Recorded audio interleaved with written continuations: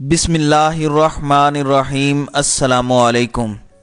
لوگ نہ جانے کیوں اس ملک کی عدلیہ اور خاص طور پر چیف جسٹس ثاقب نثار پر برہم ہیں۔ پاکستان کی عوام نے اس سے پہلے اس طرح کا نظارہ کبھی دیکھا نہ تھا، لیکن آنے والے وقت میں انشاءاللہ ضرور دیکھیں گے۔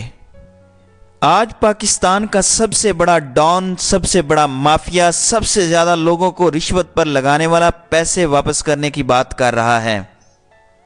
ہماری عوام کی عدلیہ پر حد سے زیادہ مایوسی سمجھ سے باہر ہے۔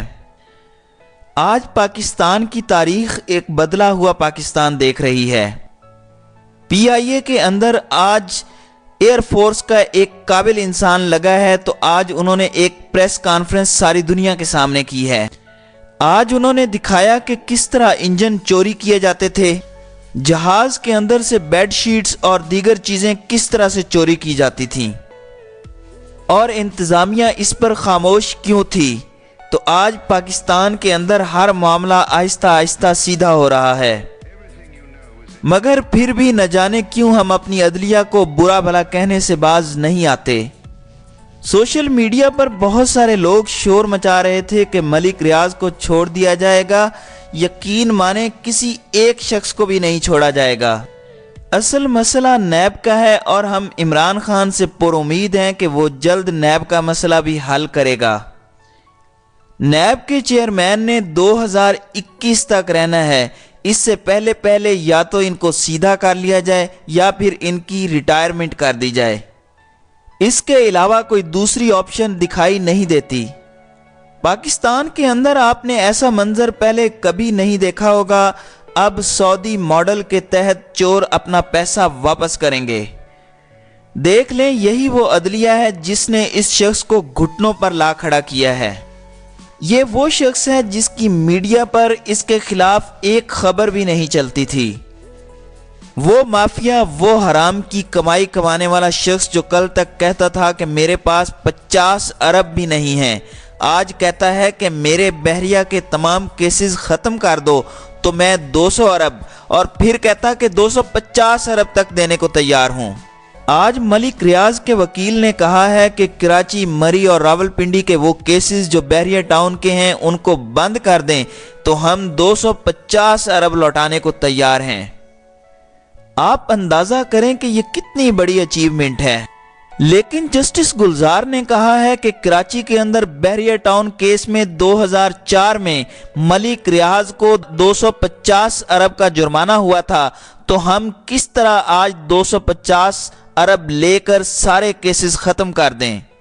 ایک ہفتے کی مہلت دی گئی ہے کہ لکھ کر دیں کہ کراچی کے بحریہ ٹاؤن کے لیے کتنے پیسے ادا کریں گے، اسی طرح کراچی اور مری کے بحریہ ٹاؤن کے لیے کتنا پیسہ ادا کریں گے۔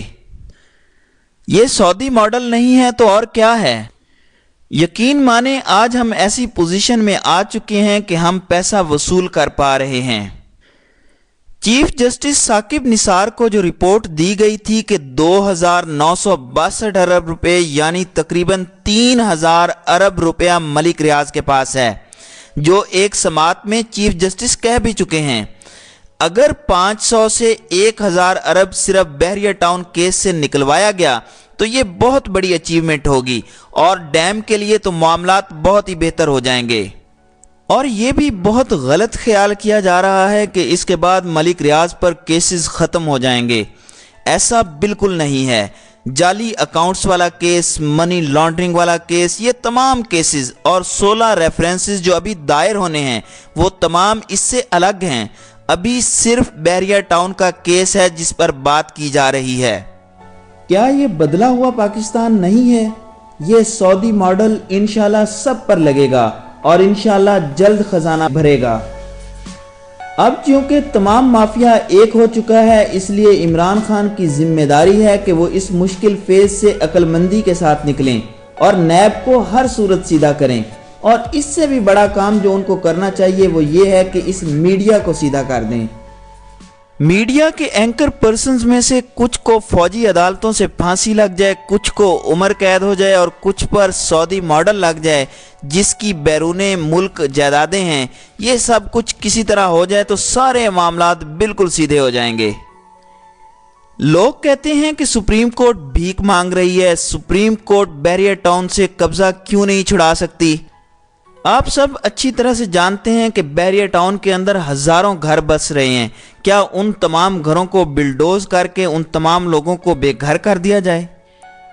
इससे कहीं बेहतर है कि सुप्रीम कोर्ट ऐसे लोगों से पैसा वसूल करे, क्योंकि इस वक्त सुप्रीम कोर्ट और पाकिस्तान को पैसों की जरूरत है। अब आहिस्ता आहिस्ता मामला सऊदी मॉडल की तरफ जा रहा है। ये लोग अब सोच रहे हैं कि मुश्किलात शायद 17 जनवरी तक हैं, उसके बाद ये सब आज़ाद हो जाएंगे।